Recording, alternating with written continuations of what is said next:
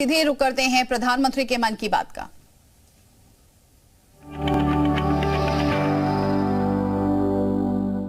मेरे प्यारे देशवासियों, नमस्कार। मन की बात के 110वें एपिसोड में आपका स्वागत है। हमेशा की तरह इस बार भी हमें आपके ढेर सारे सुझाव, इनपुट्स और कमेंट्स मिले हैं और हमेशा की तरह इस बार भी ये चुनौती है कि एपिसोड में किन किन विषयों को शामिल किया जाए। मुझे पॉजिटिविटी से भरे एक से बढ़कर एक इनपुट्स मिले हैं। इनमें बहुत सारे ऐसे देशवासियों का जिक्र है जो दूसरों के लिए उम्मीद की किरण बनकर उनके जीवन में बेहतरी लाने में जुटे हुए हैं। साथियों, कुछ ही दिन बाद 8 मार्च को हम महिला दिवस मनाएंगे। ये विशेष दिन देश की विकास यात्रा में नारी शक्ति के योगदान को नमन करने का अवसर होता है। महाकवि भरतियार जी ने कहा है कि विश्व तभी समृद्ध होगा जब महिलाओं को समान अवसर मिलेंगे।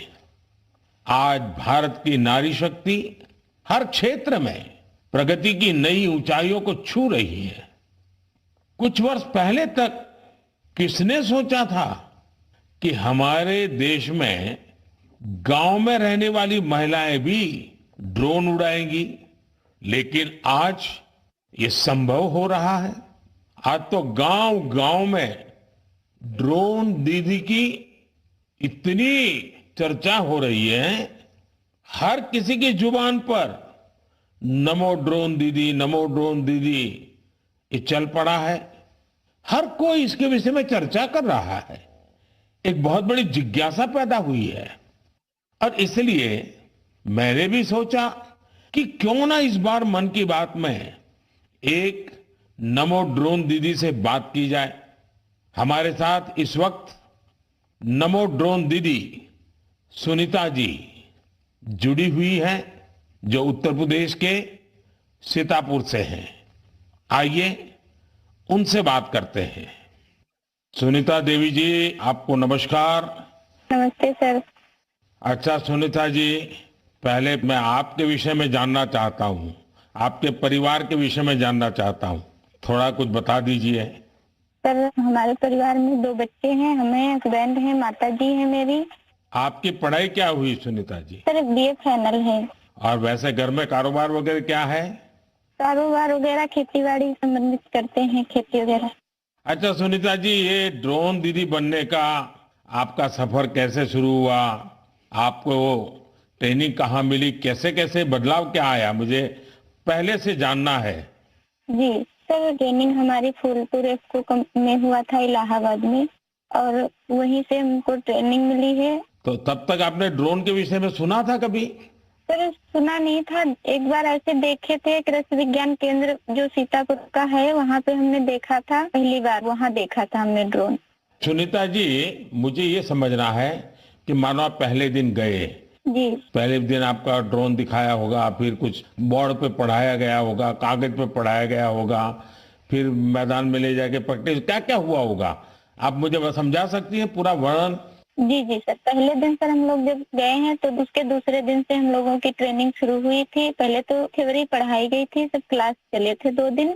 क्लास में ड्रोन में क्या चीजें थ्योरी में पढ़ाई गई थी। तीसरे दिन सर हम लोगों का पेपर हुआ था। उसके बाद में फिर सर एक कंप्यूटर पे भी पेपर हुआ था। मतलब पहले क्लास चला, उसके बाद में टेस्ट लिया गया, फिर प्रैक्टिकल करवाया गया था हम लोगों का।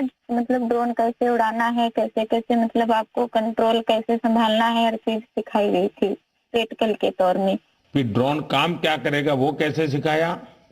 सर ड्रोन काम करेगा कि जैसे अभी फसल बड़ी हो रही, बरसात का मौसम या कुछ भी ऐसे बरसात में दिक्कत होती, खेत में फसल में हम लोग घुस नहीं पा रहे हैं तो कैसे मजदूर अंदर जाएगा, तो इसके माध्यम से हम बहुत फायदा किसानों को होगा और वहाँ खेत में घुसना भी नहीं पड़ेगा। हमारा ड्रोन जो हम मजदूर लगा के अपना काम करते हैं वो हमारा ड्रोन से मेड़ पे खड़े होके हम अपना वो कर सकते हैं। कोई कीड़ा मकोड़ा अगर खेत के अंदर है उससे हमें सावधानी भी बरतनी रहेगी, कोई दिक्कत नहीं हो सकती है। और किसानों को भी बहुत अच्छा लग रहा है सर, हमने 35 एकड़ स्प्रे कर चुके हैं अभी तक।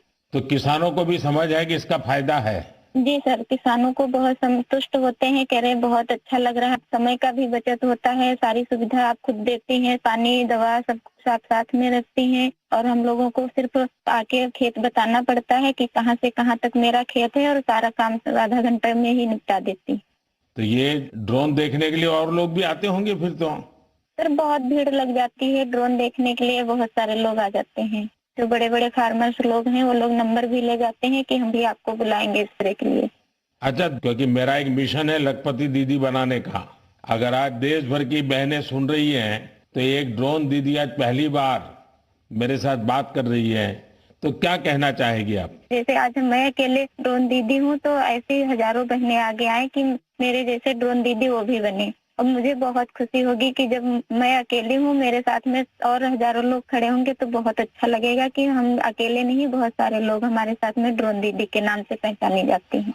चलिए सुनीता जी, मेरी तरफ से आपको बहुत बहुत बधाई। ये नमो ड्रोन दीदी ये देश में कृषि को आधुनिक बनाने का एक बहुत बड़ा माध्यम बन रही है। मेरी बहुत बहुत शुभकामनाएं। Thank you sir. Thank you. साथियों, आज देश में कोई भी क्षेत्र ऐसा नहीं है जिसमें देश की नारी शक्ति पीछे रह गई हो।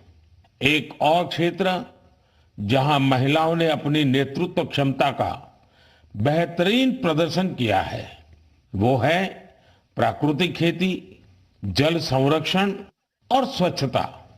केमिकल से हमारी धरती मां को जो कष्ट हो रहा है, जो पीड़ा हो रही है, जो दर्द हो रहा है, हमारी धरती मां को बचाने में देश की मातृशक्ति बड़ी भूमिका निभा रही है।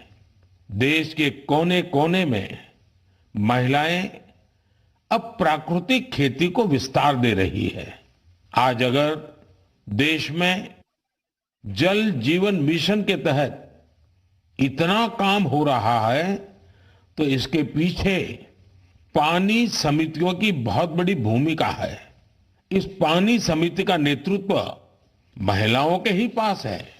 इसके अलावा भी बहनें बेटियां जल संरक्षण के लिए चौतरफा प्रयास कर रही हैं। मेरे साथ फोन लाइन पर ऐसी ही महिला है कल्याणी प्रफुल्ल पाटिल जी। ये महाराष्ट्र की रहने वाली है। आइए कल्याणी प्रफुल्ल पाटिल जी से बात कर उनका अनुभव जानते हैं।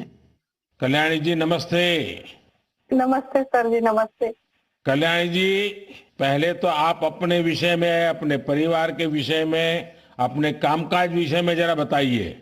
सर मैं एमएससी माइक्रोबायोलॉजी हूँ और मेरे घर में मेरे पतिदेव, मेरी सास है और मेरे 2 बच्चे और 3 साल से मैं अपने ग्राम पंचायत में कार्यरत हूँ। और फिर गांव में खेती के काम में लग गई क्योंकि आपके पास बेसिक नॉलेज भी है, आपकी पढ़ाई भी क्षेत्र में हुई है और अब आप खेती में जुड़ गई हैं। तो क्या क्या नए प्रयोग किए हैं आपने?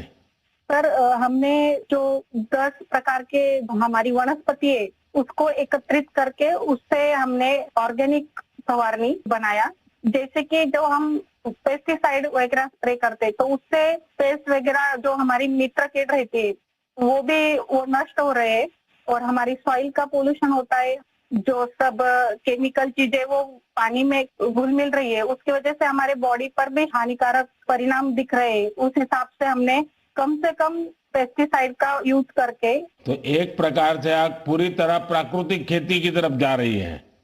हाँ, जो अपनी पारंपरिक खेती है सर वैसे हमने की पिछले साल। क्या अनुभव आया प्राकृतिक खेती में? सर जो हमारी महिला है उनको जो खर्च है वो कम लगा और जो प्रोडक्ट है सर, तो वो समाधान था कि हमने विदाउट पेस्ट वो किया है, क्योंकि अब कैंसर के प्रमाण जो बढ़ रहे हैं, जैसे शहरी भागों में तो है, लेकिन गांव में भी हमारे उसका प्रमाण बढ़ रहा है।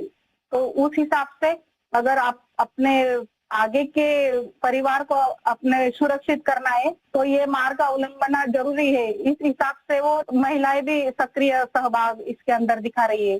अच्छा कल्याणी जी, आपने कुछ जल संरक्षण में भी काम किया है, उसमें क्या किया है आपने? सर, रेन वाटर हार्वेस्टिंग जो हमारे शासकीय जितने भी इमारतें, जैसे कि प्राथमिक शाला हुई, आंगनवाड़ियां हुआ, हमारी ग्राम पंचायत की जो बिल्डिंग है, वहाँ के जो पानी है बारिश का, वो सब इकट्ठा करके हमने एक जगह पे कलेक्ट किया हुआ है। और जो रिचार्ज शाफ्ट है सर, कि बारिश का पानी जो गिरता है वो जमीन के अंदर परकोलेट होना चाहिए, तो उस हिसाब से हमने 20 रिचार्ज शाफ्ट हमारे गांव के अंदर किए हुए हैं और 50 रिचार्ज शाफ्ट का सैंक्शन हो गया है। अब जल्दी उसका भी काम चालू होने वाला है। चलिए कल्याणी जी, आपल्याशी बोलून खूप आनंद झाला. तुम्हाला खूप खूप शुभेच्छा. सर धन्यवाद, सर धन्यवाद. मलाही तुमच्याशी बोलून खूप खूप आनंद झाला. म्हणजे माझ्या आयुष्याचं संपूर्ण सार्थकी लागलं माझं जीवन, असं मी समजते. बस सेवा करा.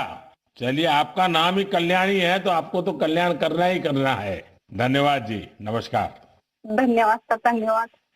साथियों, चाहे सुनीता जी हो या कल्याणी जी, अलग अलग क्षेत्रों में नारी शक्ति की सफलता बहुत प्रेरक है.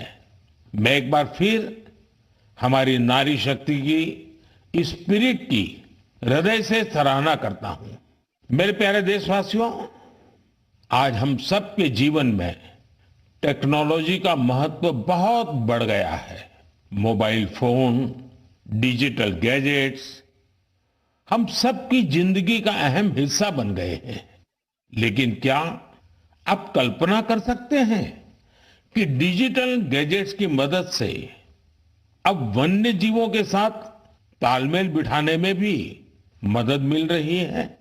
कुछ दिन बाद 3 मार्च को विश्व वन्य जीव दिवस है. इस दिन को वन्य जीवों के संरक्षण के प्रति जागरूकता फैलाने के उद्देश्य से मनाया जाता है. इस वर्ष वर्ल्ड वाइल्ड लाइफ डे की थीम में डिजिटल इनोवेशन को सर्वोपरि रखा गया है. आपको ये जानकर खुशी होगी कि हमारे देश के अलग अलग हिस्सों में वन्य जीवों के संरक्षण के लिए टेक्नोलॉजी का खूब उपयोग हो रहा है. पिछले कुछ वर्षों में सरकार के प्रयासों से देश में बाघों की संख्या बढ़ी है. महाराष्ट्र के चंद्रपुर के टाइगर रिजर्व में बाघों की संख्या 250 से ज्यादा हो गई है. चंद्रपुर जिले में इंसान और बाघों के संघर्ष को कम करने के लिए आर्टिफिशियल इंटेलिजेंस की मदद ली जा रही है. यहाँ गांव और जंगल की सीमा पर कैमरे लगाए गए हैं.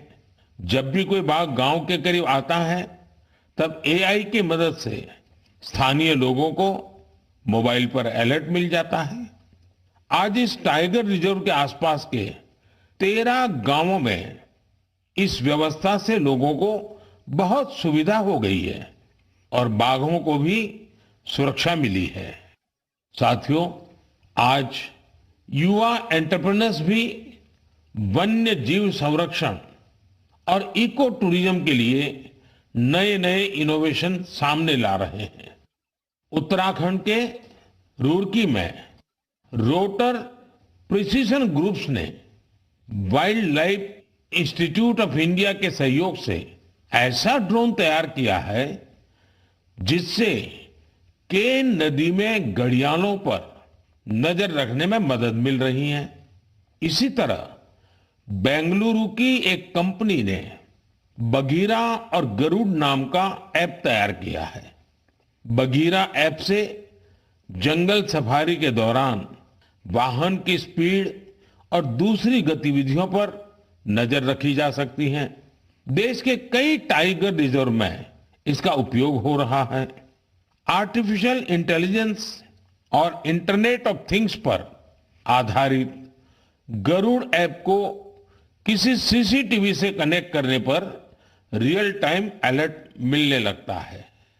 वन्य जीवों के संरक्षण की दिशा में इस तरह के हर प्रयास से हमारे देश की जैव विविधता और समृद्ध हो रही है। साथियों, भारत में तो प्रकृति के साथ तालमेल हमारी संस्कृति का अभिन्न हिस्सा रहा है। हम हजारों वर्षों से प्रकृति और वन्य जीवों के साथ सह अस्तित्व की भावना से रहते आए हैं। अगर आप कभी महाराष्ट्र के मेलघाट टाइगर रिजर्व जाएंगे तो वहां स्वयं इसे अनुभव कर सकेंगे। इस टाइगर रिजर्व के पास खटकरी गांव में रहने वाले आदिवासी परिवारों ने सरकार की मदद से अपने घर को होम स्टे में बदल दिया है। ये उनकी कमाई का बहुत बड़ा साधन बन रहा है। इसी गांव में रहने वाले कोरकू जनजाति के प्रकाश जामकर जी ने अपनी 2 हेक्टेयर जमीन पर 7 कमरों वाला होम स्टे तैयार किया है। उनके यहाँ रुकने वाले पर्यटकों के खाने पीने का इंतजाम उनका परिवार ही करता है। अपने घर के आसपास उन्होंने औषधीय पौधों के साथ आम और कॉफी के पेड़ भी लगाए हैं। इससे पर्यटकों का आकर्षण तो बढ़ा ही है, दूसरे लोगों के लिए भी रोजगार के नए अवसर बने हैं। मेरे प्यारे देशवासियों, जब पशुपालन की बात करते हैं तो अक्सर गाय भैंस तक ही रुक जाते हैं, लेकिन बकरी भी तो एक अहम पशुधन है जिसकी उतनी चर्चा नहीं होती है। देश के अलग अलग क्षेत्रों में अनेकों लोग बकरी पालन से भी जुड़े हुए हैं। ओडिशा के कालाहांडी में बकरी पालन गांव के लोगों की आजीविका के साथ साथ उनके जीवन स्तर को ऊपर लाने का भी एक बड़ा माध्यम बन रहा है। इस प्रयास के पीछे जयंती महापात्रा जी और उनके पति बीरेन साहू जी का एक बड़ा फैसला है। ये दोनों बेंगलुरु में मैनेजमेंट प्रोफेशनल्स थे, लेकिन इन्होंने ब्रेक लेकर कालाहांडी के सालेभाटा गांव आने का फैसला लिया। ये लोग कुछ ऐसा करना चाहते थे जिससे यहाँ के ग्रामीणों की समस्याओं का समाधान भी हो, साथ ही वो सशक्त भी बने।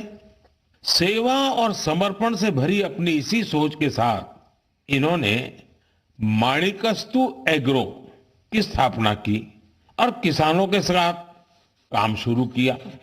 जयंती जी और बीरेन जी ने यहाँ एक दिलचस्प माणिकस्तु गोट बैंक भी खोला है। वे सामुदायिक स्तर पर बकरी पालन को बढ़ावा दे रहे हैं। उनके गोट फार्म में करीब दर्जनों बकरियां हैं। माणिकस्तु गोट बैंक इसने किसानों के लिए एक पूरा सिस्टम तैयार किया है। इसके जरिए किसानों को 24 महीने के लिए 2 बकरियां दी जाती हैं। 2 वर्षों में बकरियां 9 से 10 बच्चों को जन्म देती हैं। इनमें से 6 बच्चों को बैंक रखता है, बाकी उसी परिवार को दे दी जाती हैं जो बकरी पालन करता है। इतना ही नहीं, बकरियों की देखभाल के लिए जरूरी सेवाएं भी प्रदान की जाती हैं। आज 50 गांवों के 1000 से अधिक किसान इस दंपत्ति के साथ जुड़े हैं। उनकी मदद से गांव के लोग पशुपालन के क्षेत्र में आत्मनिर्भरता की ओर बढ़ रहे हैं। मुझे ये देखकर बहुत अच्छा लगता है कि विभिन्न क्षेत्रों में सफल प्रोफेशनल्स छोटे किसानों को सशक्त और आत्मनिर्भर बनाने के लिए नए नए तरीके अपना रहे हैं। उनका यह प्रयास हर किसी को प्रेरित करने वाला है। मेरे प्यारे देशवासियों, हमारी संस्कृति की सीख है परमार्थ परमो धर्मः, यानी दूसरों की मदद करना ही सबसे बड़ा कर्तव्य है। इसी भावना पर चलते हुए हमारे देश में अनगिनत लोग निस्वार्थ भाव से दूसरों की सेवा करने में अपना जीवन समर्पित कर देते हैं। ऐसे ही एक व्यक्ति है बिहार में भोजपुर के भीम सिंह भवेश जी। अपने क्षेत्र के मुसहर जाति के लोगों के बीच इनके कार्यों की खूब चर्चा है। इसलिए मुझे लगा कि क्यों न आज इनके बारे में भी आपसे बात की जाए। बिहार में मुसहर एक अत्यंत वंचित समुदाय रहा है, बहुत गरीब समुदाय रहा है। भीम सिंह भवेश जी ने इस समुदाय के बच्चों की शिक्षा पर अपना फोकस किया है ताकि उनका भविष्य उज्जवल हो सके। उन्होंने मुसहर जाति के करीब 8,000 बच्चों का स्कूल में दाखिला कराया है। उन्होंने एक बड़ी लाइब्रेरी भी बनवाई है जिससे बच्चों को पढ़ाई लिखाई की बेहतर सुविधा मिल रही है। भीम सिंह जी अपने समुदाय के सदस्यों के जरूरी डॉक्यूमेंट बनवाने में, उनके फॉर्म भरने में भी मदद करते हैं। इससे जरूरी संसाधनों तक गांव के लोगों की पहुंच और बेहतर हुई है। लोगों का स्वास्थ्य बेहतर हो, इसके लिए उन्होंने 100 से अधिक मेडिकल कैंप लगवाए हैं। जब कोरोना का महासंकट सिर पर था, तब भीम सिंह जी ने अपने क्षेत्र के लोगों को वैक्सीन लगवाने के लिए भी बहुत प्रोत्साहित किया। देश के अलग अलग हिस्सों में भीम सिंह भवेश जी जैसे कई लोग हैं जो समाज में ऐसे अनेक नेक कार्यों में जुटे हैं। एक जिम्मेदार नागरिक के तौर पर हम इसी प्रकार अपने कर्तव्यों का पालन करेंगे तो एक सशक्त राष्ट्र के निर्माण में बहुत ही मददगार साबित होगा। मेरे प्यारे देशवासियों, भारत की सुंदरता यहाँ की विविधता और हमारी संस्कृति के अलग अलग रंगों में भी समाहित है। मुझे ये देखकर अच्छा लगता है कि कितने ही लोग निस्वार्थ भाव से भारतीय संस्कृति के संरक्षण और इसे सजाने संवारने के प्रयासों में जुटे हैं। आपको ऐसे लोग भारत के हर हिस्से में मिल जाएंगे। इनमें से बड़ी संख्या उनकी भी है जो भाषा के क्षेत्र में काम कर रहे हैं। जम्मू कश्मीर में गांदरबल के मोहम्मद मानशाह जी पिछले 3 दशकों से गोजरी भाषा को संरक्षित करने के प्रयासों में जुटे रहे हैं। वे गुजर बकरवाल समुदाय से आते हैं जो कि एक जनजातीय समुदाय है। उन्हें बचपन में पढ़ाई के लिए कठिन परिश्रम करना पड़ा था। वो रोजाना 20 किलोमीटर की दूरी पैदल तय करते थे। इस तरह की चुनौतियों के बीच उन्होंने मास्टर्स की डिग्री हासिल की और ऐसे में ही उनका अपनी भाषा को संरक्षित करने का संकल्प दृढ़ हुआ। साहित्य क्षेत्र में मानशाह जी के कार्यों का दायरा इतना बड़ा है कि इसे करीब 50 संस्करणों में सहेजा गया है। इनमें कविताएं और लोकगीत भी शामिल हैं। उन्होंने कई किताबों का अनुवाद गोजरी भाषा में किया है। साथियों, अरुणाचल प्रदेश में तिरप के बनवंग लोसू जी एक टीचर है। उन्होंने